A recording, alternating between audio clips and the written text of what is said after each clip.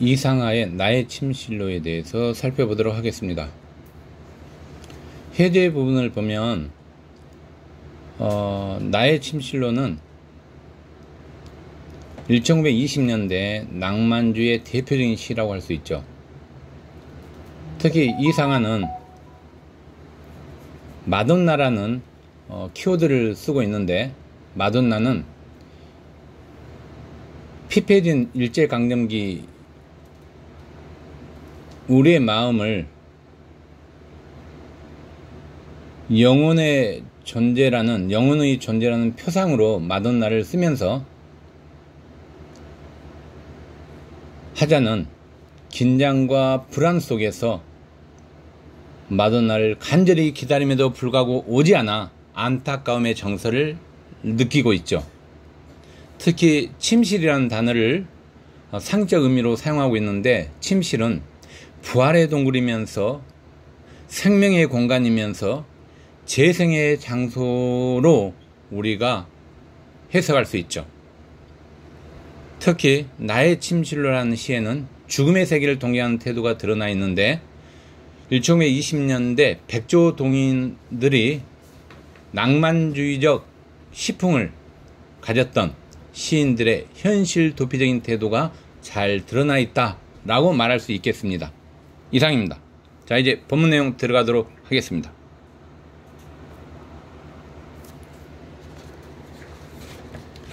자, 1년과 2년을 묶어서 주제를 뽑도록 하겠습니다.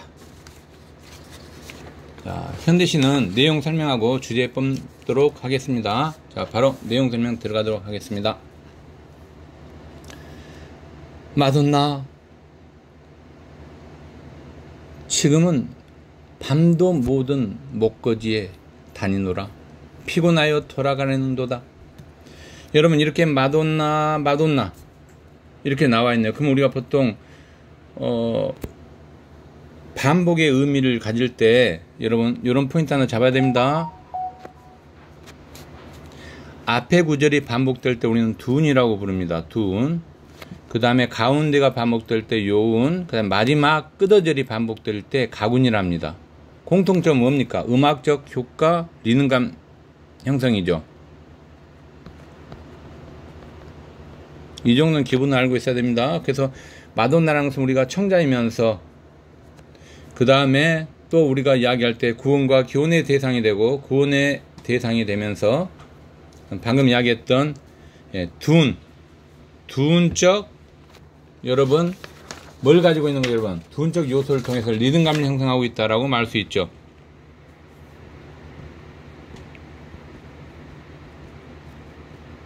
이렇게 잡아주면 좋을 것 같습니다.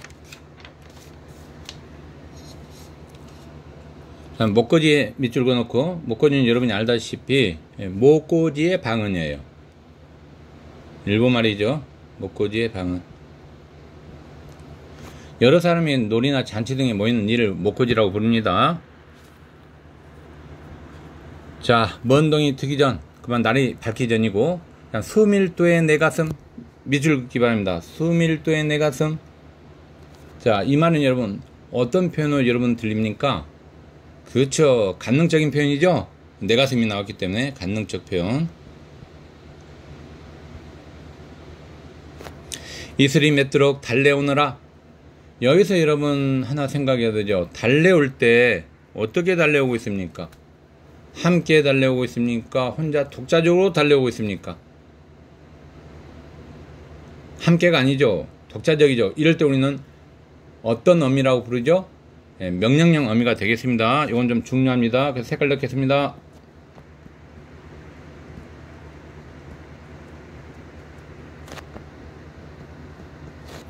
됐습니까? 그 다음에 여러분, 오레무나에 써있어. 마돈나 오레무나. 이때는 어때요 여러분? 같이죠? 함께. 이럴 때는 청용 어미가 되겠습니다. 반드시 명령형 어미와 청용 어미는 구분하는 게 좋을 것 같습니다.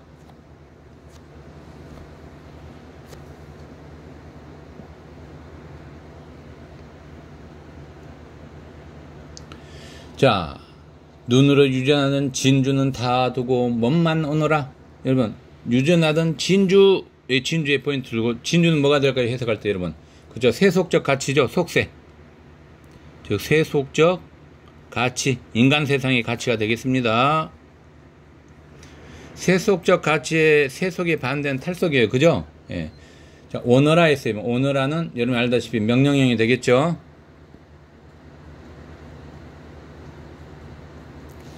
자, 가자. 빨리 가자. 혼자 가는 거예요? 같이 가는 거예요? 같이죠? 그래서 청용함이.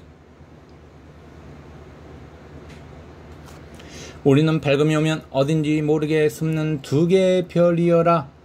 즉 현실에서 이룰 수 없는 꿈을 지니고 있다는 거죠. 여러분 두 개의 별은. 그래서 꿈의 의미가 되겠습니다. 자, 됐습니까? 예, 이렇게 해서 1년의 주제를 우리가 살펴보겠습니다. 마돈나와의 만남에 대한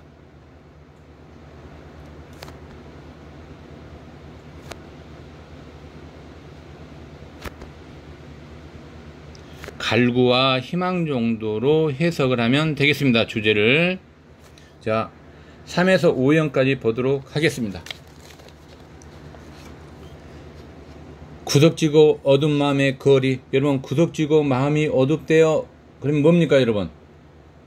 문맥상 의미는. 그쵸? 절망이죠? 절망적 상황이 되겠습니다. 나는 두려워 떨며 기다리노라. 여러분, 기다리노라. 근데 조건은 뭐예요? 여러분, 두려워 떤대요. 즉, 이 말은 마돈나의 출연에 대한 간절한 기다림이 되겠죠, 여러분. 간절한 기다림이 되겠습니다. 어느덧 첫 닭이 울고 묵개가 짖도다. 여기서 여러분 뭐예요, 여러분? 첫 닭이 운다는 것은 날이 지금 밝아온다는 이야기예요. 그죠? 그러면 여기서 여러분 첫 닭이 운다라고 표현을 했기 때문에 어떤 표현이 들어가 있습니까? 그렇죠. 청각적 심상이 드러나 있죠. 이미지가 잡아주셔야 됩니다. 나의 아시여. 여러분 나의 아시는 누굴 가리키고 있습니까? 즉 마돈나가 되겠죠. 마돈나. 자, 그 다음 지난밤이 새도록 내 손수 닦아. 어디로 가자? 여러분 아주 중요한 키워드 뭐가 나와 있습니까, 여러분? 침실이죠. 반드시 침실의 상징적 의미는 알고 있어야 되겠습니다. 자, 침실의 여러분 상징적 의미가 뭐가 될까요? 아까 여러분 그 해제에서 설명했었죠. 자, 뭐라고 여러분 쓰면 좋을까요? 한번 생각해 보세요. 그쵸? 재생과 부활의 공간이다.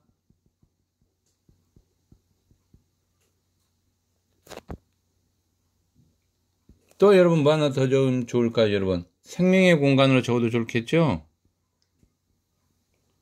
생명의 공간.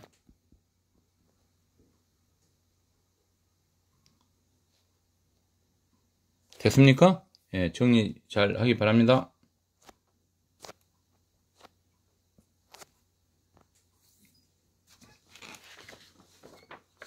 자, 그 다음 내용 또 가도록 하겠습니다. 낡은 닭은 빠지려는데, 지금 달이 지는 새벽이죠? 내기가 듣는 발자국, 오, 너의 것이나. 여러분, 발자국이 오해 너의 것이나 라는 말은 무슨 말입니까, 여러분? 간절한 기다림인데, 내가 지금 한청을 들을 만큼 마돈나를 기다리고 있는 거죠. 그래서 한청의 의미도 포함되어 있겠습니다. 그 다음 마돈나를 위한 기다림. 됐습니까? 짧은 심지를 더욱 잡고, 이때 짧은 심지는 뭡니까? 마돈나를 만날 수 있다 없다. 그 다음 문장 보세요, 여러분. 하소연입니다. 하소연형은 어때요, 여러분? 만나지 못한다는 이야기죠. 그래서 초조감 정도로 해석을 하면 되겠습니다. 마돈나를 만나지 못하는 초조감 정도로 해석을 하면 되겠습니다. 자, 이렇게 해서 3에서 5형까지 주제 잡도록 하겠습니다. 자, 마돈나, 대상이 마돈나죠. 마돈나를 기다리는 초조한 마음 정도로 해석을 하면 되겠죠. 주제를 잡으면 되겠습니다. 자, 6에서 9연 보도록 하겠습니다. 오너라 카지아 앞산 그림에는 그림자죠. 그림자. 여러분, 직유법이 사용되고 있네요. 도깨비처럼. 직유법 비유적 표현이 들어가 있죠. 발도 없이 이곳 가까이 오도다. 도깨비 하면 여러분 어때요? 느낌에 두렵죠? 네, 그래서 두렘으로 해석하면 되겠습니다. 두려움. 아, 형연아, 누가 불렀는지 가슴이 뛰는구나. 불안함이죠, 여러분. 절박함이고.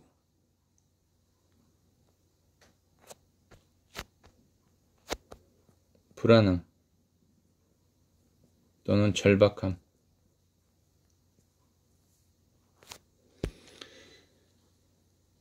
샤오느리 세북이라는 단어가 또 나오네요, 여러분. 사원의 세북은 뭡니까, 여러분? 여기서 해석할 때 빨리 오래무나 사원의 세북이 우리를 비웃기 전에, 즉 시간이 지금 흘러가고 있다는 이야기죠. 그래서 시간적 흐름을 우리가 이야기하고 있는 것이 되겠습니다. 내 목을 안아라. 이건 뭐예요, 여러분? 명령형이죠. 그 다음 문장, 오랜 나라로. 여기서 오랜 나라는 여러분 뭘 의미하죠? 그렇죠? 이상향의 세계자 인식의 세계인 침실을 의미하죠. 침실 이꾸루가 되겠습니다. 자, 그 다음에 가고 말자 했으니까 뭐예요, 여러분? 이것은 청형이죠. 뉘우침과 두려움의 애나무다리. 여러분, 침실이 있는 이치가 되겠죠? 침실의 이치. 자, 그 다음 또 보도록 하겠습니다. 자, 이제 다음 년 보세요, 여러분. 없는 소리 내 귀에 들으면, 여러분, 가엾으라 나는 미치고 말았는가. 없는 소리 내 귀에 들으면, 없는 소리를 여러분 내 귀에 듣고 있대요. 어떻게 해석하면 좋을까요, 여러분? 이 부분은 그렇죠. 마둔 나를 만나고 싶다는 간절함 속에서 비롯된 한청이죠. 한청이 들리고 있는 거예요. 예, 같이 봐주시고 마지막 줄입니다. 마음과 목이 탈해는도다. 여러분, 마음과 목이 탄대요. 즉 만나고 마둔 나를 만나고 싶은 애타는 마음이 드러나 있죠. 애타는 마음 정도로 해석하면 되겠습니다.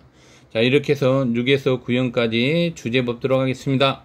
대상은 마돈나일 거고, 마돈나를 기다리며 느끼는 불안과 고통이 되겠습니다. 됐습니까? 자, 이제 10에서 11년을 보도록 하겠습니다. 간단합니다. 11년은 부활의 동굴. 침실이 부활의 동굴면 내 알레만 했어요. 그러면 이 말은 결국 뭡니까? 부활의 동굴의 말은 즉 재생과 부활의 침실의 공간적 의미죠. 공간의 의미를 가지고 있죠. 자, 부활과 재생, 재생, 부활의 침실의 공간적 의미, 침실의 공간적 의미를 가지고 있다. 이렇게 해석하면 되겠습니다. 자, 그 다음에 여러분,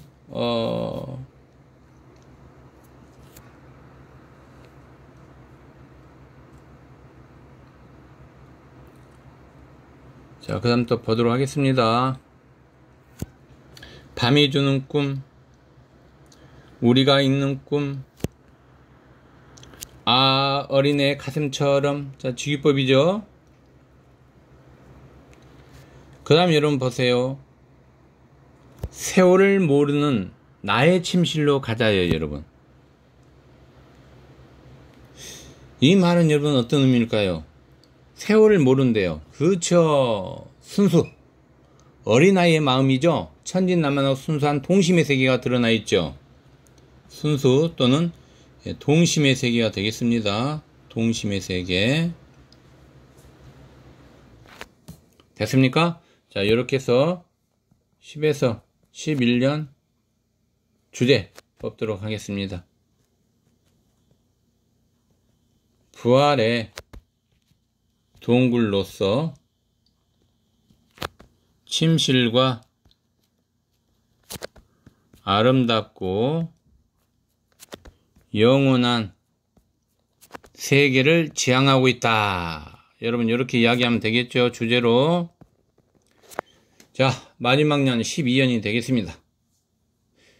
별들의 웃음도 흐트러지고 어둠 밤 물결도 잦아들어지는도다. 어떻게 해석하면 좋죠, 여러분? 대상은 마돈나예요. 그죠? 간절한, 이거 뭐예요, 여러분? 의미적으로 하면. 그쵸? 잘 보세요. 자, 여기까지 할까요? 먼저. 나의 아시여, 넌 부른다. 나의 아시는 여러분 뭡니까? 마돈나죠. 그럼 마돈나를 부른대요, 여러분. 이건 무슨 말입니까? 마돈나에 대한 간절한 바람이 드러나 있는 거죠. 그래서 마돈나에 대한 간절한 바람이 드러나 있는 거예요. 그죠? 그러면 이제 여러분이 이제 별들 웃음도 흐트러지하고 어두운 밤 물결도 잦아지는도다. 이 말은 결국 뭐예요? 새벽이 지나 아침이 오랜다는 뜻이죠.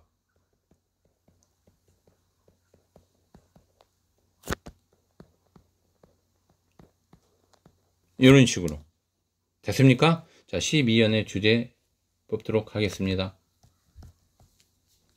마돈나와의 만남에 대한 간절한 뭐가 돼요, 여러분? 기다림이죠?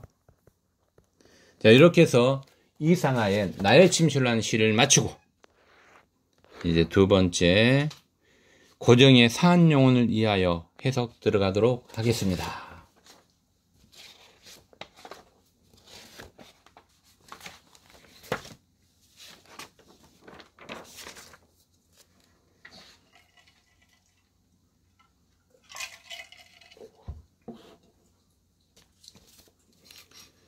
자, 고정의 상한 영혼을 위하여 해제 부분을 보도록 하겠습니다.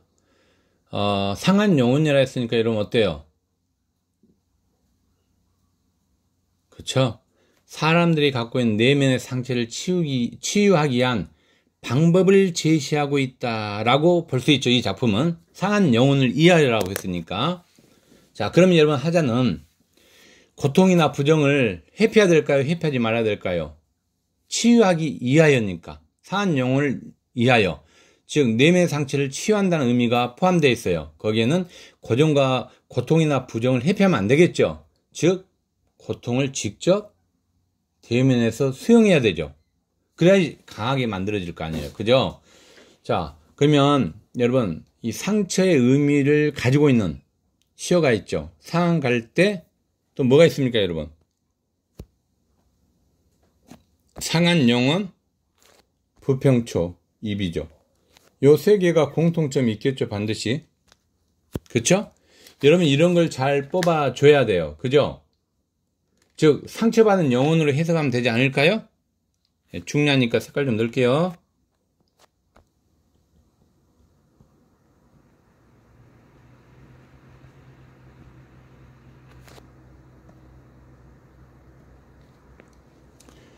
자, 이제 결론 짓습니다.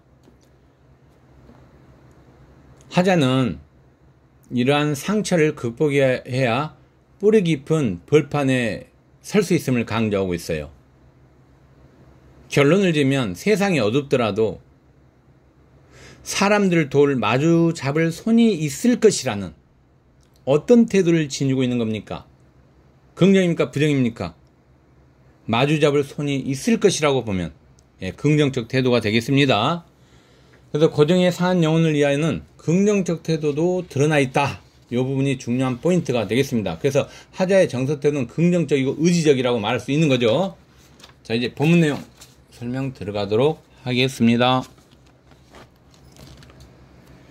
상한 갈대라도 하늘 아래선 한 계절 넉넉히 흔들리거니 뿌리 깊으면야 밑둥 잘리어도 새수는 돋거니 충분히 흔들리자 상한 영혼이여 충분히 흔들리며 고통에게로 가자. 자, 여러분 한 계절 넉넉히 흔들리거니 밑줄 그으세요. 자, 이 내용 뭘 의미합니까? 그 다음에 뿌리가 깊으면 야여요. 그쵸? 생명이 지속되고 있다는 이야기죠. 고통을 받으며 살아가는 모습을 드러내고 있죠. 생명의 지속 넉넉히라고 이야기하고 있기 때문에. 됐습니까? 자, 뿌리 깊으면야. 자, 뿌리의 의미적 해석은 여러분 이렇게 하면 돼요. 뿌리의 의미적 해석은 자, 내면의 강한 의지죠. 즉 생명이나 삶의 지탱에 강한 의지가 되겠죠. 그래서 내면은 생명을 의미하고 강한 뿌리가 나왔으니까 의지가 드러나 있다. 우리가 이렇게 볼 수 있는 거죠. 자, 밑둥이 잘려도 밑둥의 의미적 해석을 잘해야 돼요. 밑둥은 여러분 뭐가 돼요? 고통이나 시련이 되겠죠. 잘려도 했으니까 고통이나 시련. 자, 새순을 돋거니. 새순은 여러분 아주 쉬워요. 그죠? 여기 새순이 있고요. 그 다음에 여러분 쭉 한번 볼까요? 이연에 이연도 여러분 같이 봅시다. 자, 어떤 단어가 나옵니까? 새순하고 이꼴 관계. 예, 꽃은 피거니. 꽃도 마찬가지죠. 그 다음에 여러분 또 뭐 있어요? 개울이 있죠. 하나 더 찾으세요. 예, 등불이 있죠. 요렇게 됐습니까? 자, 그럼 요건 좀 중요하니까 색깔 넣을게요, 여러분. 자, 보세요. 새순, 개울, 꽃, 등불. 상적 의미가 뭘까요, 여러분? 상의적 의미. 뭐가 돼요, 여러분? 그렇죠. 희망이죠. 삶의 희망. 이런 걸 여러분이 뽑을 수 있어야 되죠. 독해하는 방법 좋습니다. 됐습니까? 자, 또 내용 들어가도록 하겠습니다. 충분히 흔들리자. 여기서부터죠. 상한 영혼이요. 충분히 흔들며 고통에게로 가자 했어요, 여러분. 자, 요 부분을 우리가 해석할 때 여러분 어떻게 해석하면 좋을까요? 자, 고통에게로 가자니까 이것은 뭐예요, 여러분? 청유형이 나와 있고요. 청유형 어미가. 자, 역설적 인식이 드러나 있다. 요 부분이 중요한 포인트가 되겠습니다. 그쵸? 충분히 흔들리자 상한 영혼이여 했으니까. 그래서 충분히 흔들며 고통에게로 가자. 즉 고통을 받아들이며 직접적으로 대면하고 있죠. 고통을 피하지 않고 기다리는 각오가 드러나 있죠. 그래서 역설적 인식이라고 말할 수 있겠습니다. 이 부분이. 그 다음에 이 고통에게로 간다라고 이야기했으니까 아까 이야기했던 하자의 현실에 대한 성찰은 뭡니까? 긍정적 자세죠. 이게 중요한 포인트가 되겠습니다. 자, 긍정적 자세 중요합니다. 색깔 넣으세요. 자, 이렇게 해서 일련의 주제를 우리가 살펴봤습니다. 자, 일련의 주제 쓰도록 하겠습니다. 고통을 피하지 않고 맞서려는 태도죠. 즉 내면의 고통을 맞대는 걸 대면이라고 부릅니다. 대면하려는 의지가 드러나 있다. 이렇게 말할 수 있겠습니다. 자, 이제 이연 보도록 하겠습니다. 뿌리 없이 흔들리는 부평초 잎. 아까 부평초 잎은 상처받은 영혼으로 해석을 했고요. 그 다음에 이 세상 어디서나 개울은 흐르고 이 세상 어디서나 등불은 커지듯.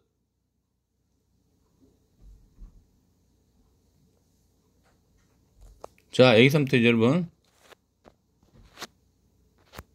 여기까지, 즉 여기서부터 여기까지가 되겠네요. 그죠? 어떤 내용을 담고 있습니까, 여러분? 이 부분이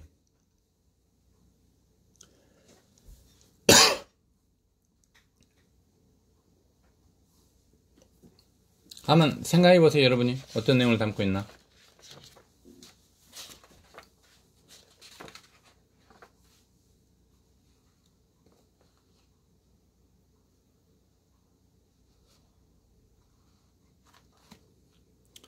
자, 보세요, 여러분. 이 세상은 어디서나 개울은 흐르고 어디서나 등불은 켜진다. 그럼 여러분, 개울과 임한 삶의 희망이 드러나 있죠. 그러면 고통을 회피한다는 거예요? 회피 않고 맞선다는 이야기입니까?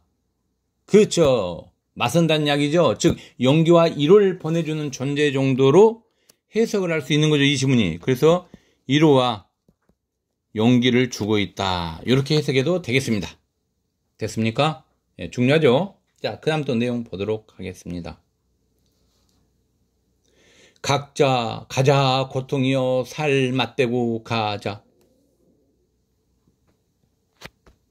자, 해석하면 어떻게 됩니까, 여러분? 그죠? 고통을 피하지 않고 당당하게 받아들이는 적극적 수용의 자세가 드러나 있죠. 적극적 자세. 이걸 잡아주시면 되겠습니다. 됐습니까? 자, 그 다음 또 들어갑니다. 애럽기도 작자면 어딘들 못 가라 했어요, 여러분.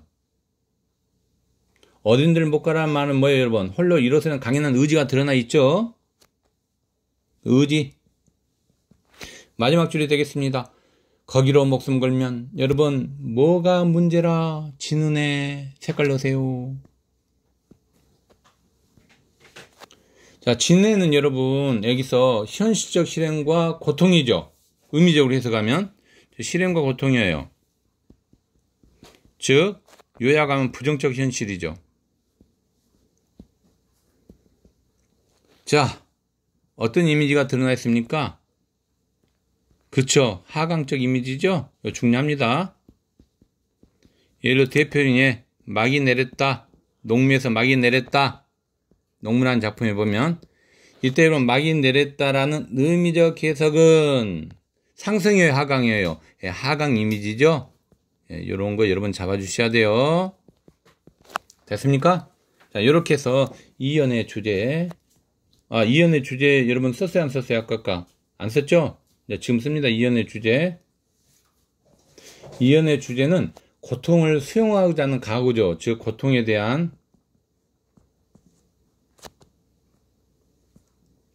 수용과 포용의 자세가 드러나 있다 정도로 해석을 잡고 주제를 잡으면 되겠습니다. 됐습니까? 자, 이제 마지막 년 들어가도록 하겠습니다. 고통과 소름의 땅 홀홀 지나서 뿌리 깊은 벌판에 서자 두 팔로 막아도 바람을 불 듯 영원한 눈물이란 없느니라, 영원한 비탄이란 없느니라. 캄캄한 밤이라도 하늘 아래선 마주 잡을 선 하나 오고 있거니. 자, 고통과 소름의 땅 홀홀 지나서 어떻게 해석해야 될까요, 여러분? 이 부분을. 그쵸? 고통을 극복한다는 거예요. 고통을 극복하지 못한다는 거예요. 극복이죠? 그래서 극복, 홀을 지난다 했으니까 극복입니다. 됐습니까? 뿌리 깊은 벌판이라는 것은 여러분, 어떻게 해석을 해야 돼요? 뿌리 깊은 벌판이라는 것은. 그죠? 굳건한 의지로 우뚝 선 삶의 세계죠. 즉, 고통을 수용한다는 이야기죠. 그쵸? 즉, 이상세계에 대한 열망이 되겠습니다.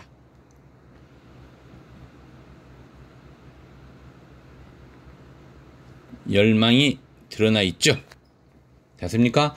두 팔로 막아도 바람은 불듯 직유법이 들어가 있고요. 그 다음에 해석을 또 하도록 하겠습니다. 어떤 상황에서 시련은 존재한다, 존재하지 않는다. 바람이 부는 거니까 시련이 존재한다는 이야기죠. 근데 이를 피할 수 있다, 없다? 없다라는 이야기예요. 그죠? 자, 시련이 존재하며 자, 피할 수 있다, 없다? 피할 수 없다라는 이야기예요. 이걸 여러분이 잡아주셨어야 돼요. 자, 이제 중요한 것도 합니다. 색깔 넣게 여러분, 중요하니까. 영원한 눈물이란 없느니라, 영원한 비탄이란 없느니라. 여러분, 다 똑같은데 뭐만 달라요? 눈물하고 비탄만 다르죠. 지금 반복이죠. 이런 걸 우리가 보통 뭐라 합니까, 여러분? 통사구조의 반복이죠. 유사한입니까? 동일한입니까? 한번 여러분이 분석해 보세요. 그렇죠. 유사한 통사구조, 지금 문장구조죠. 통사구조의 반복이 드러나 있다라고 말할 수 있겠습니다. 됐습니까? 대표인 예 하나 들어볼까요, 여러분?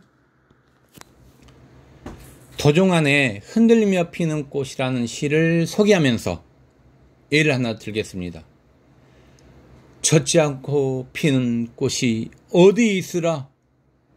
이 세상 그 어떤 빛나는 꽃들도 다 젖으며 피어나니, 바람과 비에 젖으며 꽃잎 따뜻하게 피어나니 젖지 않고 가는 삶이 어디 있으랴. 여러분, 젖지 않고 가는 피는 꽃이 어디 있으랴 계속 반복되고 있죠. 이런 부분이 유사한 통사 구조의 반복이 되겠습니다.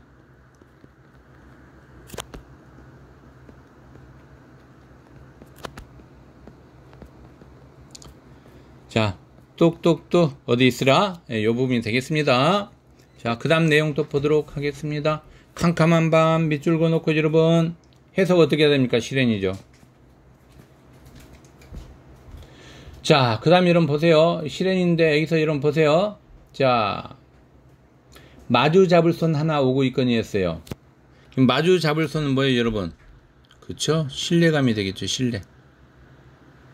즉 신뢰가 서로 간에 대한 신뢰이면서 동반자, 즉 절대자, 구원자 뭐 이렇게 해석하면 되겠죠. 자, 한 번 더 이야기하겠습니다. 영원한 눈물이란 없느니라, 영원한 비탄이란 없느니라. 한 번 더 우리가 분석을 하면 실해는 언젠가는 끝이 난다는 이야기죠. 그럼 우리가 여러분 이런 걸 우리가 뭐라고 이야기할 수 이런 걸 낙관적 역사관으로 볼 수 있죠. 즉 고통과 현실에 대한 강한 대립적 의지를 보여주고 있는 원천으로 보기 때문에 그죠? 낙관적 역사관 이렇게 두 가지 잡아주겠습니다. 자, 이제 본문 내용 설명 끝났고 문제 분석하도록 하겠습니다. 3년 주제 안 썼다고요?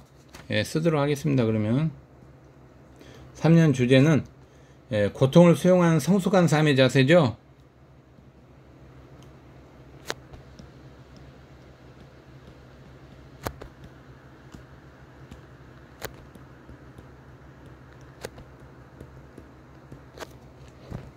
이제 문제 분석 들어갑니다. 자, 1번 문제 여러분 분석해 보세요. 공통점이죠. 가장 적절한 그러면 함정이 있겠네요. 그죠? 자, 답은 되게 쉽습니다. 3번이 되겠습니다. 자, 아까 이야기했지만 함께 하는 건 뭐라서 청년 정결함이죠? 그쵸? 그 다음에 여러분 보세요. 가번에서 말자 청년 정결함이가 드러나 있고 즉 마도나에 대한 하자의 태도가 제시되고 있죠. 나번에서 뭐예요? 가자 서자가 있었죠. 즉 청년 정결함이로서 상한 영혼을 가진 사람들에 대한 하자의 태도가 드러나 있죠. 그래서 청형 정결함이가 사용되었다. 하자의 태도 맞는 표현이 되겠습니다. 그래서 가번 지문에서는 말자가 될 거고요. 나번 지문에서는 가자나 서자가 대표인 예가 되겠습니다. 1번 답지 어느 부분이 잘못됐을까요? 예, 가나 모두 원경과 근경을 대비시키고 있죠. 그런데 풍경을 사실적으로 제시했습니까? 그런 부분 없네요. 이 부분이 잘못됐습니다. 2번 답지는요. 예, 가번에서 여러분 언젠가 안 갈 수 있으랴 서류법 사용되고 있네요. 그죠? 그냥 대상에 대한 비판적 태도는 없죠. 나에서도 못 가려한 문제라 했으니까 서류법은 확인할 수 있지만 대상에 대한 비판적 태도는 없다는 이야기예요. 그죠? 요건 맞는 표현이 되겠네요. 여기 함정이었죠. 여러분 비판 의식은 없어요. X. 그래서 틀린 답이 되겠습니다. 그래서 여기에 가장이라는 단어가 나온 거예요. 물음에서. 그죠? 자, 이제 4번 답지 보도록 하겠습니다. 이건 4번 답지는 볼 필요 없죠? 수미상관법 개념만 알면 풀 수 있지 않을까요? 수미상관법이 뭐예요, 여러분?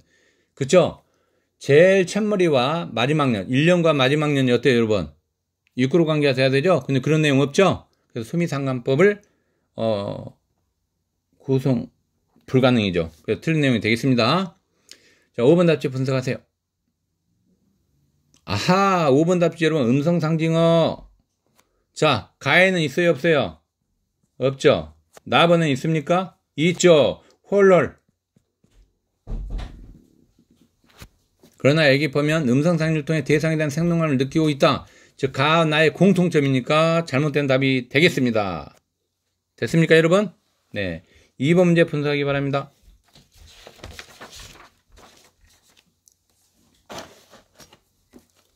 적절하지 않는 겁니다. 4번이 답이 되겠습니다. 4번. 자, 4번에서 여러분 어느 부분이 잘못됐을까요? 하자의 뒤늦게 깨달음이라고 이야기했죠. 깨달음. 이 부분이 잘못됐습니다. 여러분.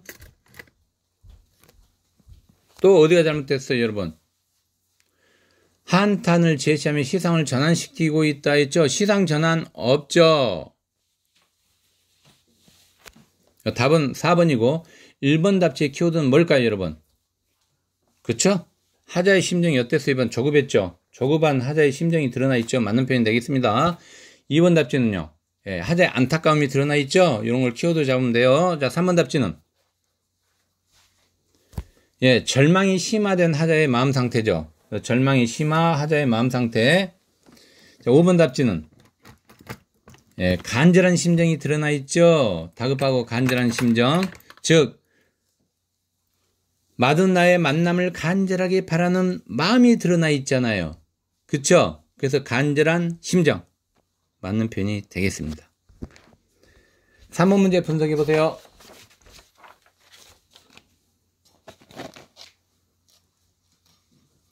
답은 좀 쉽지 않나요? 여러분 3번에? 답은 3번이 되겠습니다. 자, 기억은 하자가 현재의 고통을 회피하거나 예민하지 말고 맞서려고 말하며 용기와 이루를 보내주는 존재죠. 그쵸? 니은 어떻습니까? 고통으로 괴로워하는 어때요 여러분? 기억에서 보면 마주 잡을 수 있는 이란 단어가 있잖아요. 이걸 통해서 볼 때 정신적으로 기대할 수 있는 존재라고 말할 수 있죠. 그래서 맞는 표현이 되겠습니다. 하자의 1호, 그 다음에 정신적으로 기대한다, 의존한다. 예, 맞는 표현이 되겠습니다. 자, 1번 답지 보도록 하겠습니다. 어느 부분이 잘못됐을까요? 자, 니은이 기억에게 이안을 주는 건 맞죠? 그런데 기억이 하자에게 두려움을 유발합니까? 아니죠. 유발하지 않죠. 이 부분이 잘못됐습니다. 틀린 답이 되겠습니다. 2번 답지 분석하세요.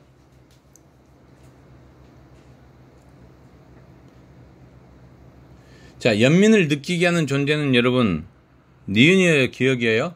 기억이죠? 그죠? 이거 아니죠? 기억이죠, 기억. 기억이 연민을 느끼게 하는 존재죠. 그래서 틀렸고, 그 다음에 기억이 하자에게 각성을 촉구하고 있습니까? 아니죠. 그래서 틀렸습니다. 4번 답지 분석하세요. 자, 여기서 함정이 들어갔습니다. 자, 기억번은 여러분 잘 보세요. 고통을 겪고 있는 존재죠. 그럼 하자는 기억이 고통을 극복할 수 있을 것이라는 기대감을 가진 건 맞아요. 그쵸? 요건 맞겠습니다. 그런데 다음 지문을 보세요. 니은이 기억에 실망감을 갖습니까? 그 부분은 아니죠, 여러분. 그래서 틀린 내용이 되겠습니다. 5번 답지 분석하세요. 기억분이 여러분 자부심과 관련이 있습니까? 자부심을 함께하는 존재? 아니죠. 예, 틀렸고요. 그 다음에 니은은 여러분 기억에 의구심을 하는 의구심. 이것도 잘못되어 있죠. 예, 그래서 틀린 답이 되겠습니다. 자, 4번 문제 분석하기 바랍니다. 4번 문제.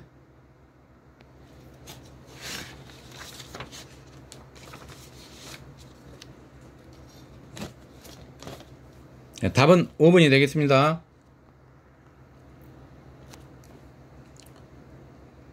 여러분 그 4번 같은 건 좀 중요 표시하고요. 이것은 수능에 잘 나오고 3점짜리로 나오는 문제고, 그 다음에 좋은 문제가 되겠습니다. 상당히. 근데 문제 푸는 방법은 본문 내용하고 그 다음에 보기 내용이 내용 일치해야 돼요.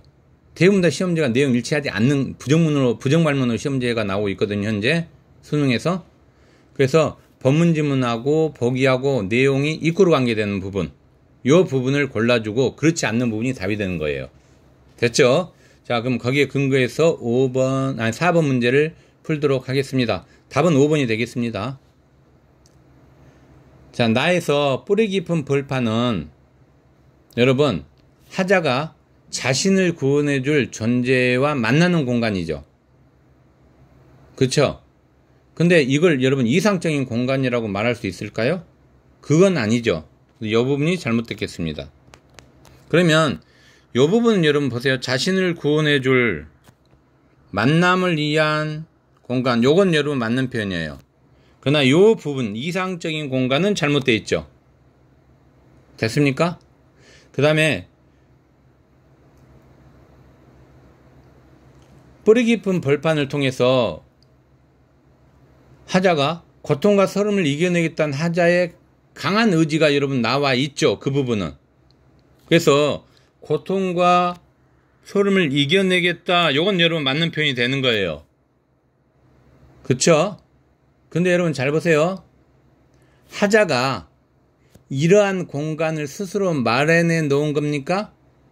그건 아니죠. 그쵸? 그걸 여러분이 포인트 잡아줬어야 돼요. 그래서 요 공간, 이상적인 공간, 요게 잘못됐다는 이야기죠. 됐습니까? 네, 요것도 함정 문제가 되겠습니다. 자, 이제 1번에서 4번까지는 다 맞는 거니까 키워드만 잡고 넘어가겠습니다.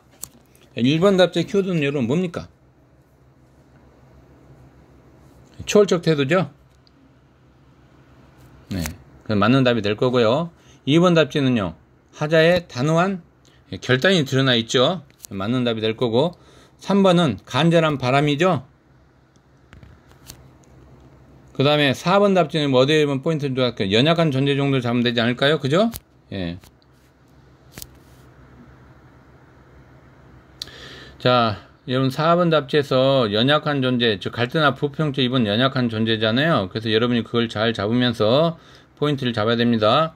좀 더 우리가 설명을 하면, 하늘 아래와 물 고이는 곳은 각각 고통 속에서 새순이 돋고 꽃이 피는 곳이죠. 즉 새로운 삶을 영위할 수 있는 공간이죠.